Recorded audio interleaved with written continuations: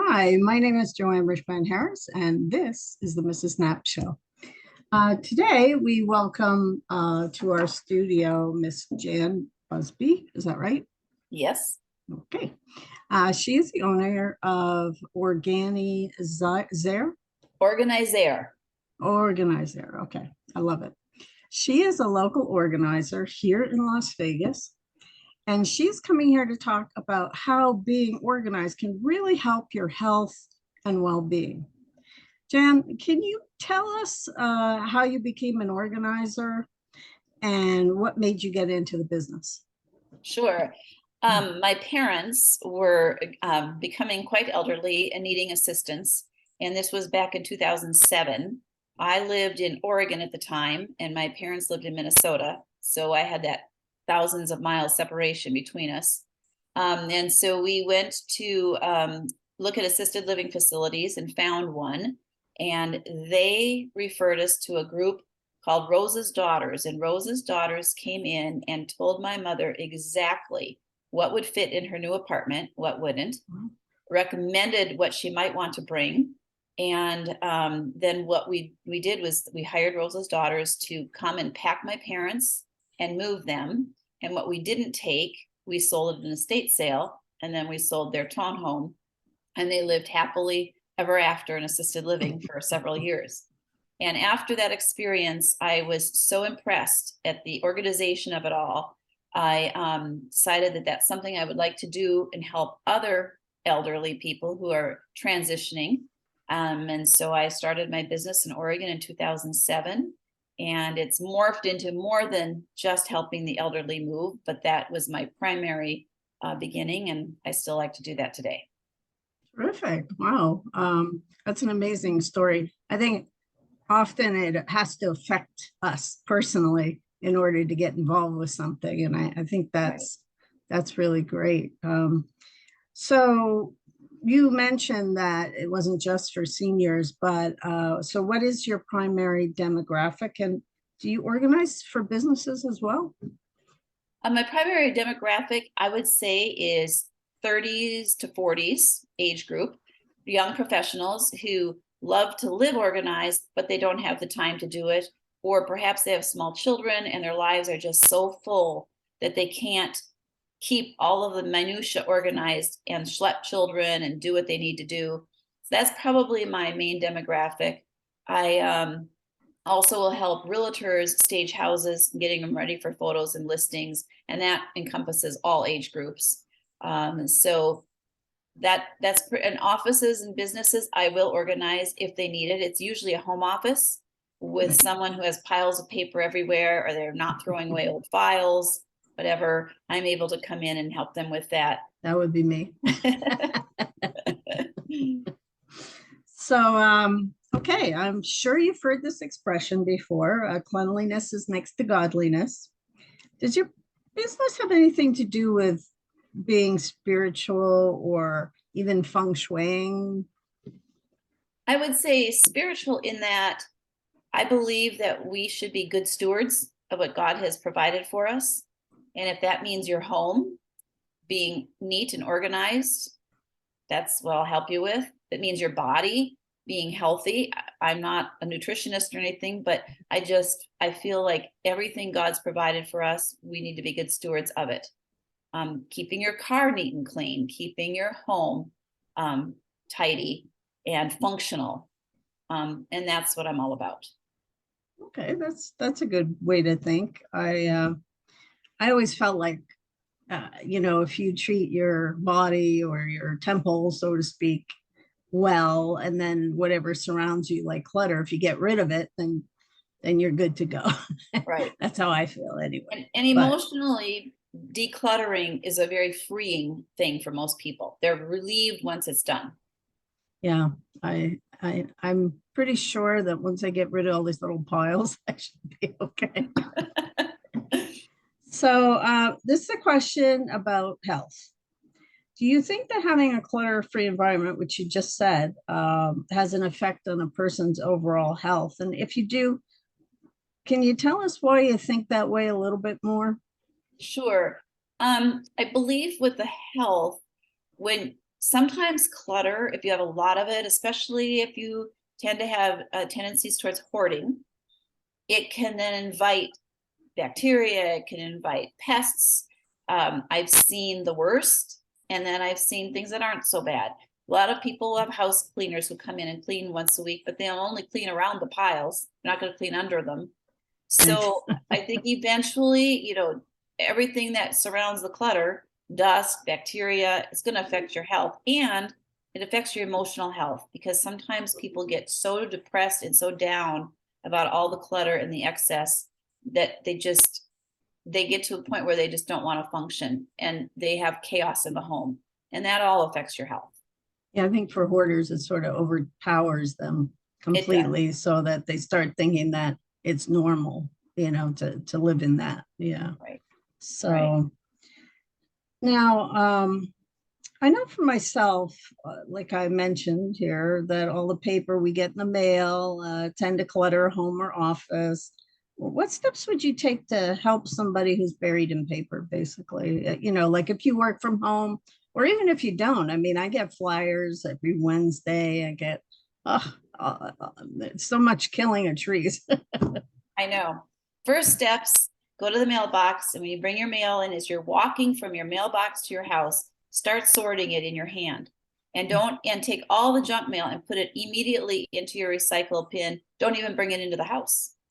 Especially all the flyers and the coupons and the advertisements. You don't, unless there's one that really catches your eye and, oh, I really would like these windows, so I'll keep this one. But otherwise, don't even bring it into the house. That'll eliminate half of the pile. And then at least once a day, take 10 minutes and pick one pile and sort through it. And most of it is going to be junk mail. Just get through it. Don't spend hours on it. I also have what I call a tickler file. That's a real old-fashioned term from secretarial days. But I'll have pieces of paper or notes, and they're in date order. So every morning I look at that file. It's right on top of my desk. And I'll say, oh, I have to take care of that bill today. Or, oh, I need to mail this letter today. And that letter is right there at my fingertips. Take it to the mailbox, take the deposit to the bank or whatever, and it's done.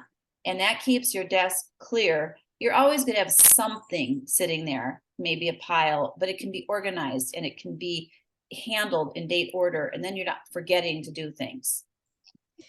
Yeah, I remember, I don't know, you can remember this, or even if you watched it, but I used to watch 60 Minutes, and that portion with Andy Rooney was amazing. It was this desk just filled with stuff, you know? I remember. And, you know, I often felt like I needed to, you know, wanted to get it decluttered, but he knew where everything was. So I think that, you know, that was okay under those circumstances. And I might add too, a lot of people tend to hang on to paper you don't really need to hang on to, or they print things that you can get online. So don't bother printing them and wasting that paper. Just go recipes, for instance. Just bring your computer to your kitchen counter and follow the recipe off your computer. You don't need to print everything. Yeah, I'm going to follow your advice. So, when you work for real estate agents, what room do they typically ask you to stage for them, and why? I'll stage all rooms, and it's because we want that home almost looking like a model home for the photographs. So I start with when you walk in the entryway, especially if the home has a view, we want to take anything that obstructs that view away. A lot of people will put a table or a flower arrangement right in the middle of the entryway, and it's the first thing that goes, because you don't want to walk into that. I don't want to walk into furniture. I want to see a room open. Kitchens are really important. We remove all the clutter from the top of the cabinet soffits. And then when the photographer comes, we'll clear off the counters, but you have to live there and function too. So it's okay to have a coffee maker or a toaster on the counter. And then we just photograph it empty and move the things back on the counter when he's done. Bathrooms, big importance. No clutter at all. Nothing on the counters. Not even little perfume bottles or nothing. Huh? Clean them off. Have a nice set of towels. Less is more. That's kind of the rule for real estate staging. Good. Buyers want to see their vision of what they have in the home, not your things. Okay, so all the real estate agents out there, you should give her a call because she knows what she's doing.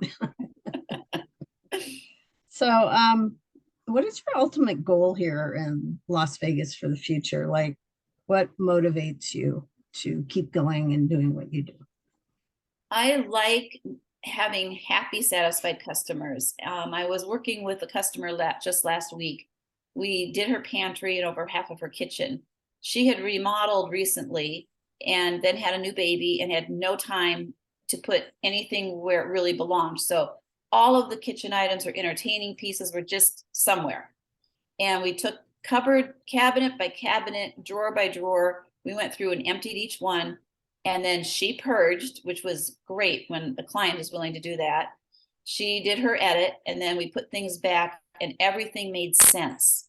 And when I was done, she just gave me the biggest hug and sighed, just like, this is such a relief, because it's just bothered me for so long. And I know that as my family grows, things are going to get shoved wrong and put in places, and now everything has a home. She'll keep it organized. She just needed that push. So I am thrilled, and I'm so happy when I can leave a job or a client and that's how they feel. So I guess my goal is just to make every client happy and feeling relieved and get the chaos out of their life. Well, that's wonderful. That makes me feel good, that you have like a vision, a purpose, So can someone call you and get you to stop by for a quote on the same day? Would that happen? Sometimes on the same day, sometimes just maybe a day, 24 hours later. I'm usually, for a consultation, they take about an hour. I'm usually can make it work and fit it in.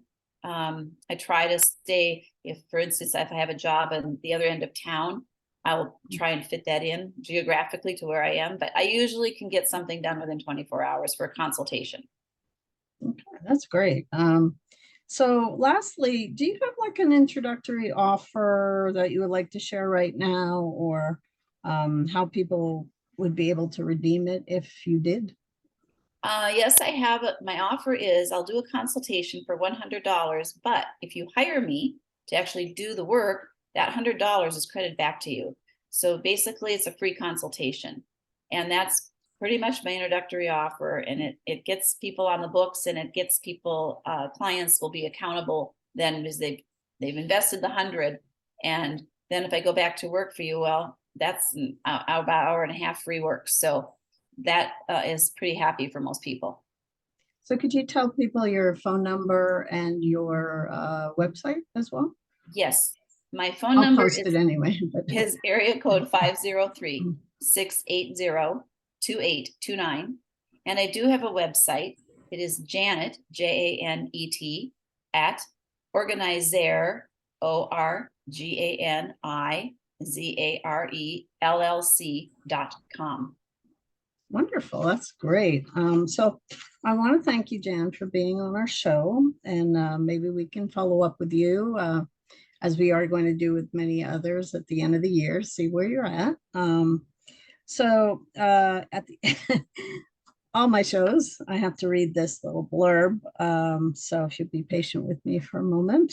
Okay. As always, this show is for educational and informational purposes only. I am not a medical professional. And if you have an emergency, please call 911 or the number in your area or county. For more shows, subscribe to visit us on our Facebook page at Advice Dear Mrs. Knapp, or on our website where you can sign up for our newsletter. You can check out our YouTube video as well. I'll post that with this. And you can receive a free provider booklet to help you when you go for your yearly visit. So it's a cool little download, good to take with you. And you can get that at www.bluebirdhealthadvocates.com. And I am wishing you all a sunny day in the Valley. Until our next episode, my name is Joanne Ryshpan-Harris, and this is the Mrs. Knapp Show.